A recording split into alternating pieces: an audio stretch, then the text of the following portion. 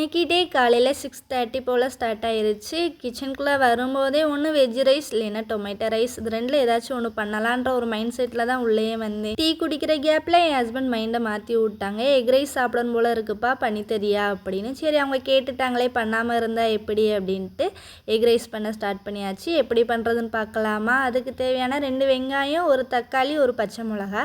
இது ஏ ஸ்டைலில் பண்ணுறேன், ஹோட்டலில் எப்படி பண்ணுவாங்கலாம் தெரியாது, ஆனால் ஹோட்டல் டேஸ்ட் வரும். ஃபஸ்ட்டு பாத்திரத்தில் எண்ணெய் ஊற்றிட்டு நல்லா காஞ்சதுக்கப்புறம் சீரகம் சோம்பெல்லாம் போட்டுட்டு வெங்காயம் பச்சை மிளகாலாம் ஆட் பண்ணி நல்லா வதங்கினதுக்கப்புறம் கட் பண்ணி வச்சுருந்த தக்காளியெல்லாம் ஆட் பண்ணிவிட்டு நல்லா வதக்கிட்டு கொஞ்சோண்டு மஞ்சத்தூள், மல்லித்தூள், கரம் மசாலா எல்லாம் போட்டுட்டு பொடி ஸ்மெல்லு போகிற வரைக்கும் நல்லா வதக்கி விட்டுட்டே இருங்க. அப்புறம் எத்தனை பேர்த்துக்கு வேணுமோ அதுக்கு தகுந்தாப்புல முட்டை பொடியெல்லாம் ஆட் பண்ணிக்கோங்க. நான் 4 பேர்த்துக்குன்றதுனால 4 முட்டை போட்டுட்டு அடுப்பை சிம்மில் வச்சுட்டு வதக்க வேண்டியதான். இதுக்கு மெயினாக சாதம் குழையக்கூடாது. நான் லைட்டாக குழைய விட்டுட்டு, ஆனால் நல்லா தான் இருந்துச்சு.